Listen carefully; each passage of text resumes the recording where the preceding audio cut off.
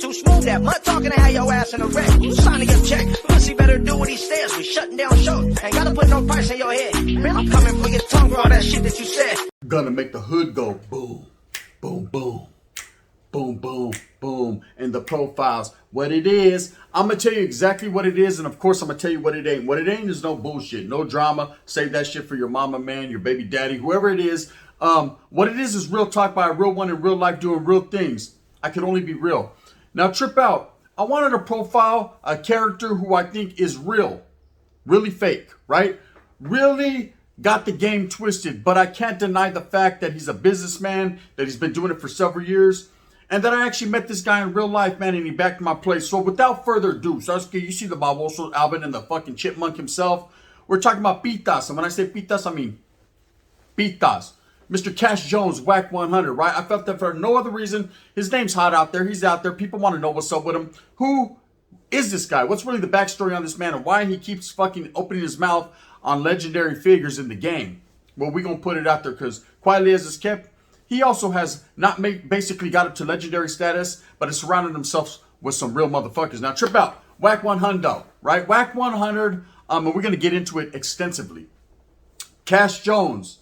You know, originally born April 7th, 1978, 43 years of age, man, in Pacoima, California. Yes, indeed, Paca, stand up. What is it? 2 P's and a B. Represent, recognize. I got love for Vatos from Pacas. But I will say this. Cash Jones, he facilitated his life through being sent in between parents. Calliope Projects in New Orleans. And, of course, Richmond, California. Now, eventually, his family settled in Pacoima, and that's where he was raised, and that's where his heart was dedicated to, and that's what it'd be like. Now, of course, Pacoima, for those of you that don't know, it's in the Valle, and the surroundings, the makeup of the surroundings are specifically a lot of Raza and a lot of Africanos. And of course, being in that area, man, he decided that if for no other reason, he would join the local street gang, which was the Piru gang, the Pacoima Pirus, a very well-known, very established hood, a gang that's been around for a long time in the city of Pacas. Now, of course, in your early childhood years, man, like I said, and I've said it in many of my previous profiles, many of my previous spills, even on Gunners Collective, you're a product of your surroundings. You're going to be, what you're going to be in a Manulostan in direct fashion, man. If there's a street gang right there and you feel that that's gravitating, you feel like gravitating towards that, there's a pull on your heartstring, Sasuke, you're going to go that route. And of course, Wack 100 decided that he should go that route and he became a Pacoima Piru member. Now, I'm not going to sit here and tell you what that entails. I'm not going to tell you all the details of being a Piru member and how you get involved in the gang and jumped in the gang and what they got going on, Sasuke, because that's neither here nor there. But what does matter is the fact that he was and still continues to be a representative of the Pacas Piru, Pacoima Piru projects, period. You know what I mean? 3 P's and a B. Spence, I said 2 P's earlier. I meant 3. You know what I mean? And in that fashion. Now, Trip. He always was heavily influenced in hip-hop. Meaning hip-hop, especially as someone of the 90s, a 90s baby, 80s baby, 90s baby, we loved hip-hop. This is when hip-hop started to take off. You know, it started on the East Coast with Sugar Hill Gang, African Bambaataa, DJ fucking whatever his fucking name was. And, of course, it started to gravitate towards the West Coast, and we had a lot of entrepreneurs that were making it happen. We had Ice-T in the beginning. Of course, NWA exploded on the scene, DJ Quake, so on and so forth. And the West Coast got established. Now, of course, I'm just talking from the Africano aspect of the thing, man. We've had some fucking vatos, some Chicanos that have been rapping from way back in the days too, like Kid Frost and Lighter Shade of Brown. It's that Latin activity. You got to give us our props too. But, you know, this guy was heavily influenced into the rap game. This is something that sparked an interest in him and something that he liked. So he felt that if for no other reason, he should put his mind state there. Now, of course, out there wiggling in the city of Pacoima, you find yourself caught up in certain situations, and the element of crime is always around you, and you indulge in it if you're a gang member. Man, if you're a gang member and you ain't ever did no crime, Sasuke, you ain't no gang member. That goes hand in hand. Doesn't mean you're a fucking criminal. It just means, you know, you wiggle like that sometimes. Anyways, he finds himself in the California Youth Authority, and that's where Gun comes along, a.k.a. Skinner at that point in time. I'm in Fred C. Nellis, and Cash Jones is in Fred C. Nellis. And I've told the story.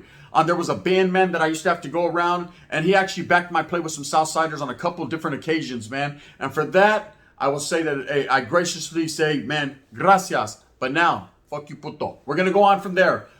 Because, You know, I understand in the political makeup of gangs and how the wiggle was going, Vatos were feeling some type of way. When I was in Nellis, of course, there was a lot of Africanos that didn't have no love for the Sur, and the Sur didn't have no love for them. So they had their own thing going on. Of course, when we got in the mix, a lot of these Africanos chose to side with us or back our play in certain situations where we were outnumbered. And for that, I forever will say, man, thank you. You know, I appreciate that. Just kind of appreciate that shit, man, right? But time moves on, and as you become older, colder, and bolder from having the weight of the world on your shoulders, what happens is things change. People change. They go from that real hardcore gang mentality, being a real one, having respect, having love for people, having love for gente, and doing exactly what they're supposed to do, to being self-indulgent and only worried about themselves. Now, I know a lot of people say, you're only supposed to worry about yourself. Just get fuck whatever's going on around you and only worry about you and yours. Yeah, that's quite understandable, but at the same time, man, you gotta have respect for others around you, man. Respect people's fucking movements. Respect fucking what people got going on. So you don't just gotta jump to conclusion that it's all about you, Bawoso, because it ain't all about you, man. It's all about the people and what we got going on. Anyways, trip out.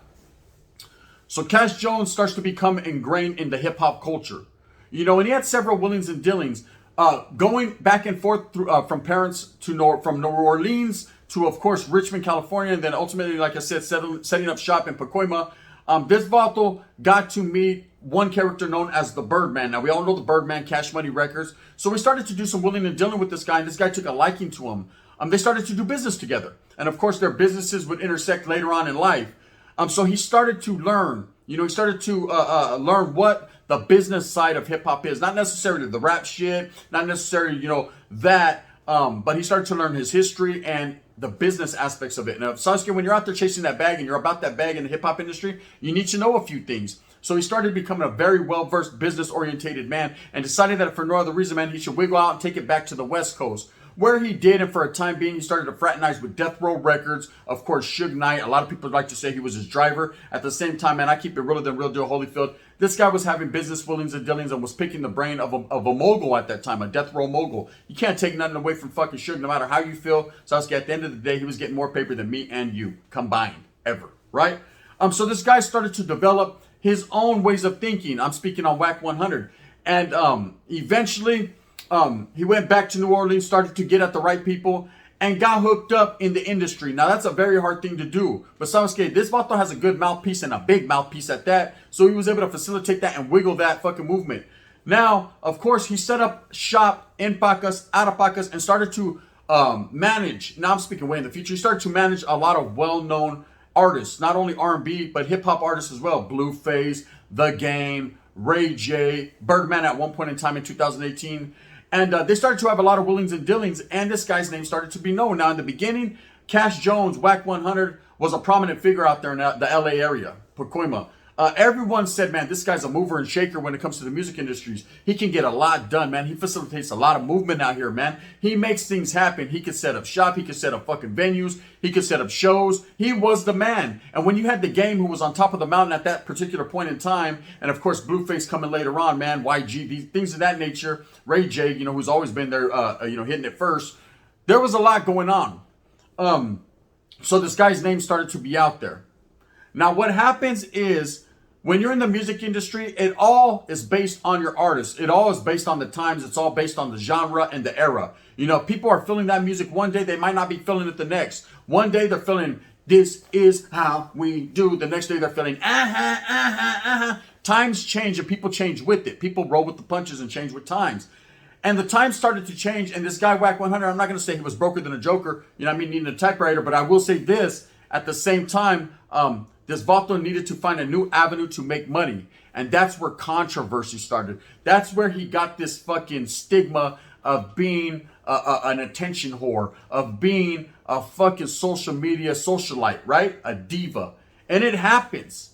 It happens. Some people say that about me, Gun. You just want attention. You say things just to say them. Sasuke, you don't mean what you're saying. You don't say what you mean. Charlie Holmes, I'm here to tell you, I mean every fucking thing I say. And I stand by that, you know what I mean? 10 toes down in the concrete. That's just what it is with the gun. But we're not talking about me today. So let's get, we're talking about Alvin or Cash Jones or fucking Wack 100 or fucking Mija. Whatever you want to call him. At the same time, I will say this. Where he got my attention, man, because I spoke on this way in the past in my first channel, you know. Hey, respects to that about the Wack 100. I try to reach out to him on Instagram. It was what it was. Respects, you know what I mean? Thank you for backing my play, man. I'll forever be indebted. I'll never forget that. Now, at the same time, what happens is maybe about 6-7 months ago, something pops up on social media and it's going wild. It's burning up. It's burning the fucking house down. Everybody's talking about Wack 100 disrespecting Mexicanos, Chicanos. And I don't want to keep that going, man, because that's water under the bridge now. And the parties both involved have settled their differences. And it is what it is, man. It's none of my business. But at the same time, I felt some type of way because, you know, I pushed this brown movement. I pushed this black and brown movement united, man. And I felt like this guy was trying to cause division and dissension within the ranks of the group. Period. And I don't get down like that, vato. So I felt some type of way and I voiced my opinion, as several other channels did, concerning Wack 100, right? And I had heard things in the past and whispers about him disrespecting vatos like Nipsey Hussle, disrespecting certain individuals like Suge Knight and Tupac and things of that nature. But at the same time, man, I was giving him the benefit of the doubt because really it didn't concern me. And at the same time, man, I didn't know what was going on, man. Social media is a cold game. People put shit on people's plates that they necessarily don't eat or will never eat. So I didn't know. But when I heard it come out of his own boca, out of his own fucking dirty ass teeth mouth, him disrespecting Mexicanos by saying, man, chili con carne, and whatever he said, you know, I don't need to reiterate it and bring it back up, but I will. I felt some type of way, and of course I voiced my opinion quite aggressively. I was out there on the offense, never doing defense, right? I was coming through like a motherfucking Mack truck one time. I was coming through like Suge Knight in a Dodge Ram over 2 people, right? I was handling my business. You know, my antennas were up, my horns were there. They were like spans up the street, right? I'm going in, Charlie way. Now Trip, that's neither here nor there. This man continues, right? This prominent figure at one point in time, this man who's making moves in the hip hop game, this man who is managing class acts, this man, he's got his own gente, his own neighborhood, his own barrio, or whatever you want to call it, his own turf, his own people trying to distance themselves because he fucking can't stop running his mouth and disrespecting people. So what's going on nowadays? I'm going to tell you what's going on nowadays. Now he's got the big nip back in his mouth. And I'm a big Nipsey Hussle fan. And I'm not a Nipsey Hussle fan because of his rap music. Because I'm going to be real, man. I could probably rap better sometimes. I'm going to say when it comes to Nipsey Hussle, I respect him for all the work he put in the streets of South Central Los Angeles. And I also respect him for being a real one when it comes to the raza. He showed love to the people. He made a lot of moves for the Africano community, for his gente, for his people, for the Crip gang, for the 60s, man. He put a lot of that shit on the map, and I respect him for that. It's not necessarily a gang thing, man. It's a respect and a love thing, you know. I respect that man. You know, a lot of the moves he made and a lot of the money he gave back to the community, you can't do, if you're a real one, you can't do nothing but respect and recognize a real one. Real recognizes real, steel sharpens steel. That's a known fact, right? We need people that are pushing that narrative of unity. We need people that are pushing that coming together, black and brown. This is how we're going to prevail. This is total victory. Not vatos that are like, man, chili con carne, man, fuck that. No, hell no. Oh, no, Piru. Right? We don't need all that. We definitely don't need that. Okay? That right there is nothing but frivolous antics, and I consider that guy a liar and a fat mouth. A lot of the stuff that comes out of his mouth, I'm able to decipher as being a real one for a long time. I can sit back and I just, you know, smoke a little frao. I don't smoke anymore, but I can't do what I was doing at that point. Smoking a little frao, drinking a little pistito, and saying, God damn, this about the fucking talks too much. Got a big old mouth, bro. He don't let anyone else speak, and it's always on Piru, and it's always going back to prison politics and things of that nature, when it really doesn't mean that, you know? Anyways, trip out. So Wack 100 Cash Jones. This profile, I wanted to profile his life. And so obviously I got a little bit sidetracked. He's had a great life up until this point. He will continue to have a great life because people like you and people like me continue to watch his frivolous antics and everything he puts out there. If we were able to back up from his platforms, and I'm not promoting that, man. I'm not hating on the man whatsoever. Get your money. But at the same time, I will say, get it in a righteous fashion, you know? Learn a way to facilitate the movement, bro, so you can have some, you know, proper shit. All this talking shit about legends and talking shit about people, and I'm not necessarily calling Nipsey Hussle a legend. I know a lot of people put that on his name after he passed away. Where was that legend word when he was living? I understand that. But at the same time, I will say this. What he's been saying nowadays, man, talking about gay rumors and this and that and this and that. Who gives a fuck? At the end of the day, man, if that man fucking like chorizo, sabes que he like chorizo con papas. That's his business. At the same time, that doesn't mean that his fan won't listen to his music or that he wasn't really gang banging or that he wasn't really giving back to the community because he was doing all that. Why don't you talk about that, man? Why don't you push that narrative? Why don't you push that message, Cash Jones? Because Charlie, man, it's always better to sell drama, You know what I mean? Say something. A lot of this shit is coordinated. A lot of these vatos work together to bring you guys the breaking news. But at the end of the day, it ain't no fucking breaking news. It's news that's breaking, bro. Break that shit because it's fake. Throw it in the basura. That's straight shit. That's mierda. A lot of it that's spewed out of this individual's mouth and the people that are around him, the camp that he keeps around him, is drama and bullshit. Okay? I'm telling you that straight up. As far as Cash Jones being a very smart individual and knowing the ways of the wiggle and figuring this shit out, oh, he done that. Respects for that. I got to keep it real. You know, I'd sit here and I'd be a liar and a fat mouth if I say this vato don't got his shit together and ain't making moves with thugs. He's making power moves and shower shoes. Sasuke, he's giving you knowledge that you can't get in college. Sasuke, he didn't even go to college. Yeah, he did. Sasuke, he was in sports and shit. I forgot. I skipped that. He also had a fucking scholarship in sports. He was very sport orientated. But what? Trip out on this, Sporty, right? He chose gangs and crime and utilizing his own people over talent. Okay, he's a very gifted and talented individual. Mouthpiece on point, right? This vato knows how to manipulate people and how to work people out of that bag. He knows how to basically threaten people out of the bag. Here's a fucking story that not a lot of people are speaking on. People don't know about. Everyone's talking about what he said about Nipsey. And I understand Nipsey's a big figure in the LA community, the South Central Los Angeles area, within the 60s gang realm. Bang, respects. But I will say this. What people don't know is, man, this vato's into a lot of threatening people, a lot of suing people, getting lawyers. He always talks about, oh, you got to keep cops around, you got to keep security, you got to keep this. Yet this man's always getting lawyers involved in his business, always doing this. Now you say, well, that's the way you do it. When you're a citizen, you're a productive member of society. I'm sorry, where are your antennas, gun? When you need a lawyer, I got a lawyer, giving another lawyer a piggyback ride. But I will say this, I'm not going to use them at the end of the day for every fucking thing. Homie, I'm from the streets, homie, and I'm going to do it in a street fashion. Sasuke, and we can sit down like grown men and talk, right? Let's have a conversation, right? I think one of the fucking moves that gave him, basically shot his credibility out the water and shit all over his character was when he sat down with 6ix9ine. Now, I'm going to sit here and tell you, man, in real life and truth, whatever 6ix9ine did, that's on him. He's going to have to worry about the repercussions for his actions at the end of the day. But when this man sat down with 6ix9ine, Sasuke, 6ix9ine, you know what I mean? That motherfucker, right? I'm a dick ride to the dick slide. When he sat down with that fucking milky character, I will say this. It made his character look bad. You can't proclaim to be some hardcore gang member and go by prison political rules, yet sit down with someone who did that. You know, if you're just a regular citizen, you don't play that shit, yeah, that's understandable. But if you're all into the political Piru game like you say you are, Sasuke, why are you sitting down with that guy? People have said it before. What makes the difference if I say it? I'm just a gun. Bang, bang. And in that fashion. Anyways, that was the first door cracking open that people were like, I don't know what kind of gun that is, right? That made people think and wonder. And he continues to do this. But here's another little story that a lot of people ain't talking about. Do you know that this man, we all know Kim Kardashian. Kim, don't sue me, right? We all know Kim Kardashian, but at the same time, we know back in the days, her and Ray J made a little tapey tape. And things happened, and she blew up off that, and her family blew up. And quietly as it's kept, no matter what she says in her heart of hearts, right, we know how she got her paper. I ain't mad at her. I ain't trying to knock her for nothing, man. That was her mouth. However she wanted to work it, she could work it.